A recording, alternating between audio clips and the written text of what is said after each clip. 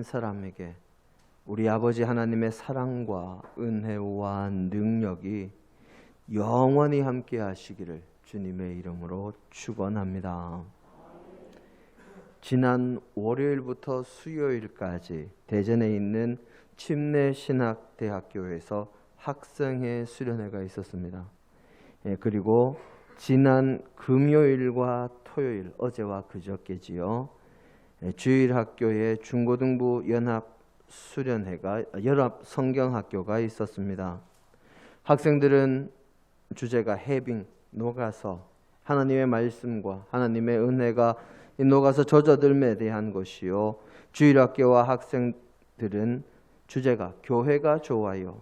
그래서 교회가 어떤 존재인지, 교회의 존재 방식은 어떠해야 하는지, 하나님의 몸된 교회인 우리는 어떻게 살아야 하는지에 대해서 배우고 익히는 시간이었습니다. 그리고 함께 찬양하고 기도하며 함께 잠도 자고 또 놀기도 하고 성경 말씀도 배우면서 은혜가 가득한 시간을 가졌습니다. 이 모든 행사가 무사히 잘 마치게 된 것이 하나님의 은혜입니다. 거기에 우리 성도님들의 기도 덕분입니다. 우리 성도님들의 기도 덕분이라 그러니까 아멘 소리가 좀 적으십니다. 기도 별로 안 하셨나 봅니다. 아니, 기도 많이 하셨을 줄로 믿습니다. 모든 행사가 잘 마쳐진 것에 대해서 하나님께 감사드리고 또 우리 모든 성도님들께 이 자리를 빌려서 감사를 드립니다. 요즘 캠핑 열풍이 몇 년 전부터 불어서 많은 사람들이 야외에 나가서 텐트를 치고 지내거나 차량을 개조해서 차에서 생활을 하는 경우가 많이 있습니다. 제가 예전에 학생 시절에 초등학교, 중고등학교 그리고 또 전도사로서 대학 시절에 그때는 그렇게 교회를 다닐 때는 수련회 하면 요즘처럼 어떤 시설에 가서 생활을 하는 경우도 있었지만 텐트를 치고 야영을 하면서 수련회를 하는 경우도 많이 있었습니다. 사실 어떤 시설에 가서 수련회를 진행하면 제반 시설들이 잘 갖춰져 있기 때문에 편하고 좋은데 텐트를 치고 야영을 하면서 수련회를 진행하면 이 씻는 것과 화장실 이 두 가지가 크게 문제가 되는 경우가 있었습니다. 그래도 대부분 물 가까이에 텐트를 치니까 씻는 것은 큰 문제가 되지 않는데 화장실은 참으로 어려운 문제이기도 했지요. 하지만 당시에 다들 어떻게든 잘들 해결들 하셨고 수련회는 교회에서 가장 중요한 행사가 되고 학생들과 어린이들뿐만 아니라 어른들에게도 기다려지는 행사가 되기도 했습니다. 세상 사람들은 캠핑을 하는 이유를 낭만에서 찾습니다. 조금 불편하기는 하지만 그 나름대로 매력이 있다 하는 것이지요. 그러면 우리 믿음의 사람들은 캠핑하는 수련회나 또는 시설에서의 수련회나 또는 기도원에서의 수련회 등 이런 것들의 의미를 어디에서 찾아야 될까요? 성경에는 혹시 캠핑에 대한 이야기가 기록이 되어 있을까요? 우리는 하나님의 선지자이면서도 하나님의 말씀에 순종하지 않았던 선지자, 또 하나님의 뜻에 따르는 것을 힘들어하던 선지자를 잘 알고 있습니다. 그 사람이 누구입니까? 그렇습니다. 우리 성도님들 역시 수준이 높으셔서 한 번에 대답이 나옵니다. 바로 요나입니다. 요나는 하나님의 말씀을 받은 예언자, 선지자였고 그럼에도 불구하고 하나님의 말씀에 따르기보다는 자신의 생각대로 하나님의 말씀과는 정반대의 방향으로 도망치다가 큰 물고기 뱃속에서 3일을 지냈습니다. 그 요나가 물고기 뱃속에서 회개하기는 했지만 자신이 싫어하던 니느웨 사람들에게 하나님의 말씀을 전하는 일은 그에게는 여전히 힘든 일이었습니다. 그래서 사흘길인 니느웨 성, 니느웨 성의 이쪽 끝에서 저쪽 끝까지 걸어가려면 사흘을 걸어야 하는데 요나는 단 하루만 걸으면서 하나님의 말씀을 전했습니다. 하나님께서 이미 예비해 놓으신 영혼들이었기 때문에 니느웨 사람들은 요나의 말을 듣자마자 바로 회개하기 시작했고, 또 자신만이 아니라 자신의 이웃들에게도 요나가 전한 하나님의 말씀을 들려주기도 했습니다. 결국 니느웨 성은 나이가 많은 사람이나 적은 사람이나 이쪽에 사는 사람이나 저쪽에 사는 사람이나 또 권세가 있는 사람이나 없는 사람이나 모두가 하나님 앞에 자신들의 잘못을 회개하는 모습을 보였고, 심지어는 사람만이 아니라 집에서 키우는 가축에게까지 베옷을 입히고 회개하는 모양을 갖추도록 만들었습니다. 교회 예배실에 들어올 때는 핸드폰은 끄고 성령님을 위한 안테나를 세우고 들어오셔야 됩니다. 니느웨 사람들이 회개하는 모습에 하나님께서 내리시려던 재앙을 멈추시자 요나는 또다시 하나님께 불순종하며 화를 냅니다. 그리고는 니느웨 성문 앞에서 앞으로 어떻게 될지 초막을 세우고 지켜볼 때 하나님께서 박넝쿨을 자라게 하셔서 그늘이 지게 하시니 요나가 시원하게 지내다가 밤새 이 박넝쿨을 벌레가 먹도록 하셔서 해가 뜨자 박넝쿨이 금방 마르게 됐습니다. 요나가 이렇게 사느니 죽는 것이 낫겠다고 할 때 하나님께서 그에게 온유한 말씀으로 가르치시고 바른 길로 인도해 주십니다. 그때 요나가 초막을 만들어서 하나님의 뜻이 어떻게 이루어지는지 보려고 했던 그것이 바로 캠핑을 한 것입니다. 요나는 뜨거운 햇빛을 피하기 위해서 초막을 세웠고 결국 그 초막으로 인해서 하나님의 진정한 사랑의 뜻을 알게 됐지요. 오늘 우리의 본문에도 초막을 세우고 지내라 하는 말씀이 기록되어 있습니다.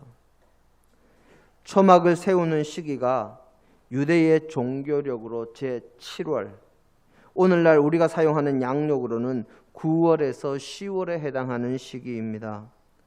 오늘 우리의 본문에 나오는 초막을 세우라는 말씀의 의미도 혹시 더위를 피하기 위해서나 또는 낭만을 즐기기 위해서이겠습니까? 오늘 우리의 본문 말씀은 이스라엘 백성들이 가나안 땅에 들어와서 정착하고 살면서 하나님을 섬기기보다는, 하나님을 믿고 의지하기보다는 우상을 믿고 우상을 의지하며 우상을 섬기고 그 우상의 죄사의식에 마음이 빼앗겨서 그리고 온갖 화려한 죄악에 그들의 눈이 현혹되어서 죄악에 길려 달려가다가 하나님의 징계로 바벨론의 포로로 붙잡혀 갔다가 돌아온 시기에 선포된 말씀입니다. 이스라엘 백성들은 바벨론 포로에서 귀환한 뒤에 자신들이 무엇보다 가장 우선적으로 시작해야 할 일은 하나님을 믿는 믿음을 굳게 세워야 하는 것임을 알았습니다. 이스라엘 백성들은 자신들이 우상을 섬길 때에 하나님의 경고하심에도 불구하고 자신들은 망하지 않으리라고 생각했지만 결국 망했습니다. 자신들은 이제 포로 생활에서 놓여나서 가나안 땅으로 다시 돌아가는 것이 불가능하다고 생각했지만 하나님께서 이미 말씀하셨던 그 기한이 찾아 자신들이 돌아오게 된 것을 생각하면서 이제 포로에서 귀환한 자신들이 할 일은 다른 그 무엇도 아니요 오직 온 천하 만물을 주관하시는 하나님만을 믿고 섬기는 일에 열심을 내어야 한다는 것을 깨닫게 된 것입니다. 그런 의미에서 그들은 포로에서 귀환하자 가장 먼저 했던 일이 바로 예루살렘 성전을 재건하는 일이었습니다. 그리고 그 후에 예루살렘 성벽을 재건했고 마침내 느헤미야와 에스라의 지도하에 하나님의 말씀을 듣고 온 회중이 자신들이 살아왔던 이제까지의 모든 잘못을 회개하며 하나님의 말씀대로 따르며 살아갈 것을 다짐했습니다. 그 다짐의 표현으로 자신들이 가장 먼저 지켜야 할 하나님의 말씀이 무엇인지 확인했을 때 그것은 바로 초막절을 지키는 것이었습니다. 포로에서 귀환한 이스라엘 백성들이 하나님의 율법을 지키겠다 다짐한 그 달에 하나님께서 지키라고 모세에게 말씀하셨던 절기 초막절이 있었기 때문입니다. 그래서 오늘 우리의 본문 말씀은 이스라엘 백성들에게 초막을 지으라는 명령을 기록하고 있습니다. 에스라와 느헤미야가 이스라엘 백성들에게 공포하기를 감람나무와 돌감람나무와 화석류나무와 종려나무와 기타 잎이 무성한 나무의 가지들을 가져다가 초막을 지으라고 명령합니다. 나뭇가지로 초막을 만들되 집의 옥상과 마당에 또 하나님의 전의 뜰과 또 성 안의 광장에 성문 앞 광장에 또 만들라고 명령을 내립니다. 포로에서 귀환한 이스라엘 백성들은 이 명령에 따라서 초막을 짓고 초막절을 지켜 초막에 거하면서 하나님의 말씀에 순종하며 하나님의 율법을 지키고 하나님의 뜻을 따르겠다 다짐하는 성회를 열었습니다. 그 일에 대한 기록이 바로 오늘 우리의 본문 말씀이 포함된 느헤미야 8장의 말씀입니다. 오늘 우리의 본문 말씀에서 이스라엘 백성들이 초막을 치는 이유는 하나님의 말씀을 지키고 따르겠다는 의지의 표현이었습니다. 그리고 하나님께서 이스라엘 백성들에게 처음 초막절을 지키라고 말씀하신 이유는 바로 역사를 기억하라 하는 것이었습니다. 우리 레위기서 23장 43절 말씀을 함께 보겠습니다.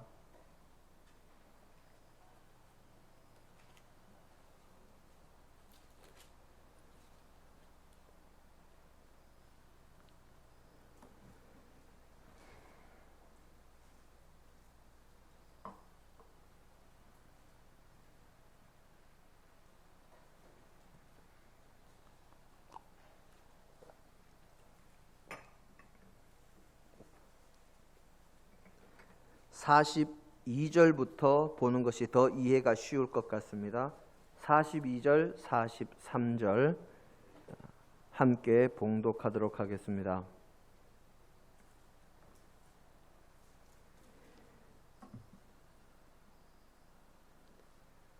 너희는 이래 동안 초막에 거주하되 이스라엘에서 난 자는 다 초막에 거주할지니 이는 내가 이스라엘 자손을 애굽 땅에서 인도하여 내던 때에 초막에 거주하게 한 줄을 너희 대대로 알게 함이니라. 나는 너희의 하나님 여호와이니라. 아멘. 하나님께서는 이스라엘 백성들을 그들이 종살이하던 땅 애굽에서 능력으로 구원해내시고 그들을 이끌어 광야로 가나안 땅으로 가게 하셨습니다.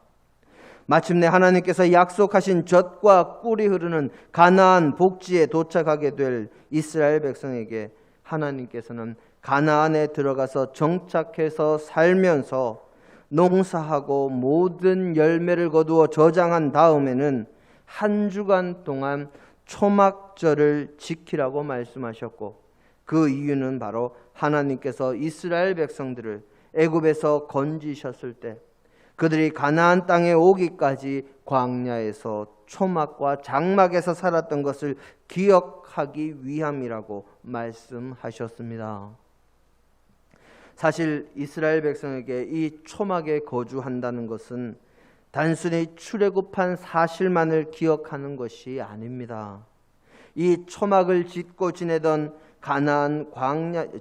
광야에서의 40년 세월을 모두 기억하고 하나님의 능력과 사랑과 도우심과 인도하심을 기억하는 것을 의미합니다. 바로 오늘 우리의 본문에서 이스라엘 백성들이 초막절을 지키기 위해서 초막을 치고 초막에 거주하는 것은 단순히 여름의 열대야를 피하기 위한 것도, 낭만을 즐기기 위한 것도, 추억거리를 만들기 위한 것도 아닙니다. 이미 예전에 하나님께서 이스라엘 백성들에게 행하신 모든 은혜와 사랑과 복주심을 기억하고 감사하는 것을 의미하는 것이요, 이스라엘 백성들의 불순종과 하나님의 오래 참으심과 하나님의 능력과 하나님의 권능과 이사를 주님 보이시고 이스라엘 백성에게 만나와 메추라기를 주신 그 모든 일들을 기억하고 되새기며 하나님께 감사와 영광과 존귀를 돌리는 것을 의미하는 것입니다. 이스라엘 백성에게 초막을 세우는 이유는 바로 하나님의 은혜와 인도하심을 기억하는 것이지요. 자기 민족의 뿌리를 다시 한번 기억하는 것이요, 자신들의 신앙의 뿌리를 다시 한번 되새기는 계기가 되는 것이 이스라엘 백성들에게는 바로 초막을 치는 것입니다. 그러면 이 초막이 이스라엘 역사와는 무관한 우리에게는 어떤 의미가 있을까요? 우리에게는 이스라엘의 초막절에 그 초막과 같은 것이 필요할까요? 현대를 살아가는 우리에게 초막은 수련회가 될 수도, 기도원이 될 수도, 또는 내가 은혜를 받은 자리가 될 수도, 내가 기도하는 골방이 될 수도 있습니다. 죄인 되었던 우리의 예전과 우리를 구원하신 주님의 은혜를 기억하고 되새길 수 있는 곳이라면 어디든 그곳이 초막이 될 수 있습니다. 우리의 삶의 기쁨과 감사가 사라졌을 때 우리에게는 초막이 필요한 때입니다. 우리 믿음의 사람들은 우리가 죄인 되었을 때에 우리의 구세주이신 예수 그리스도의 십자가 보혈의 공로를 힘입어 구원을 받았습니다. 우리의 신앙생활 가운데 기쁨이 사라졌다는 것은, 감사가 사라졌다는 것은 우리가 우리 자신이 어떤 존재였는지, 우리를 구원하신 하나님의 은혜가 얼마나 크고 놀라운지, 우리의 죄를 대신하여 십자가를 지신 하나님의 그 사랑이 얼마나 크고 깊고 넓은지를 잊어버린 것을 의미합니다. 구원의 감격과 그 기쁨을 잊었기 때문에 기쁨과 감사가 사라진 것이지요. 그럴 때 우리에게는 초막이 필요합니다. 우리가 죄인 되었던 때를 기억할 초막이 필요합니다. 우리가 예수 그리스도의 보혈로 구원받았다는 것을 기억할 초막이 필요합니다. 그 초막에서 지낼 때 우리의 신앙생활에 다시금 감사가 넘쳐날 것이요, 우리의 삶에 기쁨이 차고 넘치게 될 것입니다. 우리에게 어려움이 닥쳐올 때, 그때가 또 우리에게 초막이 필요한 때입니다. 이스라엘 백성들이 출애굽할 때 그 과정이 순탄하지 않았습니다. 쉽지 않았습니다. 처음에는 그렇지 않아도 힘든 노동에 더 중한 노동이 주어집니다. 벽돌을 만들 때 짚을 주지 않도록 하면서 짚을 줄 때와 똑같은 수량을 만들어내라고 애굽의 바로왕이 명령했습니다. 하지만 그 어려움 가운데도 하나님께서 모세를 통해서 역사하셔서 이스라엘 백성들을 보호하시고 그들을 애굽의 10가지 재앙을 안기시고 그들을 출애굽할 수 있도록 하나님께서 도우셨습니다. 출애굽 후에도 이스라엘 백성들에게 어려움이 계속되었습니다. 홍해 바다를 앞에 두고 있을 때 애굽의 군대가 뒤쫓아오기도 했고, 길을 떠난 지 일주일이 넘어 준비한 떡과 반죽이 다 떨어지기도 했고, 때로는 마실 물이 없거나 마실 물이 있다고 해도 쓴 물, 사람이 마실 수 없는 물, 마시면 식중독을 일으키는 그런 물밖에 없는 상황을 만나기도 했습니다. 하지만 하나님께서는 이스라엘 백성들과 함께 하셔서 그 모든 어려움을 해결해 주셨습니다. 홍해바다와 애국군 사이에 처했을 때 홍해를 가르시고 이스라엘을 건지셨고, 먹을 것이 없을 때에는 하늘에서 만나를 내려주셨고, 만나만 먹기에 물린다고 할 때에는 메추라기를 주셨으며 마실 물이 없을 때에는 반석을 뚫고서라도 바위를 뚫고서라도 물이 솟아나게 하셨고 쓴 물만이 있을 때는 그 물을 단물로 바꿔 주셨고 이스라엘 백성들의 생활에 필요한 것은 그것이 무엇이든 간에 그들이 부족하지 않도록 채우시고 어려움을 해결해 주셨습니다. 모든 것이 결핍될 수밖에 없는 그 광야에서 하나님께서는 모든 필요를 채우신 것이지요. 우리에게 어려움이 있을 때 이스라엘을 구원하시고 도우신 하나님께서 나와 함께 하신다는 것을 기억할 초막이 필요합니다. 그 초막에 거하며 하나님을 기억하고 감사하며 모든 것을 하나님께 맡길 때 우리의 모든 어려움을 하나님께서 해결해 주십니다. 뿐만 아니라 우리의 신앙이 첫 사랑과 처음의 열정을 잃어버렸을 때가 바로 우리의 초심을 확인하고 기억하며 되새길 초막이 필요한 때입니다. 우리가 처음 주님을 만나고 처음 주님의 사랑을 깨닫고 기뻐하고 감사하며 우리도 주님을 사랑합니다 하고 고백하면서 주님을 향한 사랑으로 헌신의 열정을 불태우던 것이 사라졌을 때 그때 주님의 사랑과 은혜를 되새길 초막이 필요합니다. 우리의 마음에 주님을 기억하고 믿고 의지하는 마음을 되새길 초막을 세울 때인 것입니다.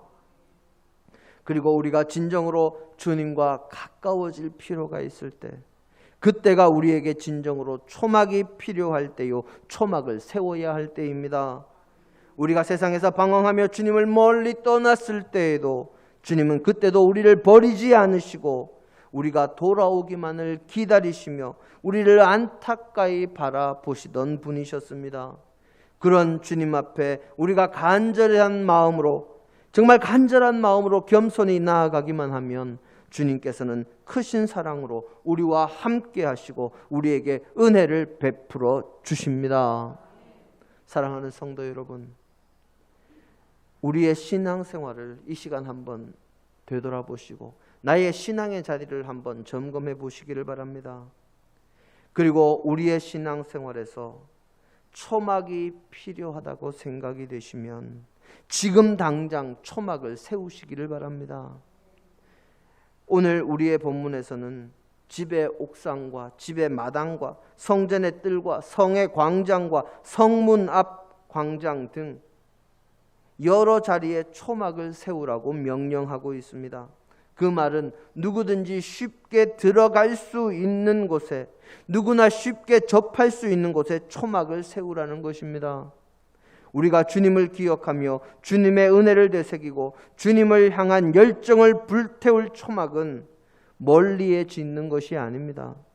바로 눈에 보이는 장소에 짓는 것만도 아닙니다. 바로 저와 여러분의 곁에 그리고 저와 여러분의 마음에 짓는 것입니다. 내 마음에 항상 초막을 짓고 하나님의 사랑과 예수님의 은혜와 성령님의 도우심을 늘 기억하며 감사하고 기뻐하고 감격하며 살아가는 저와 여러분이 되시기를 예수 그리스도의 이름으로 간절히 바라고 축원합니다. 함께 기도하십니다.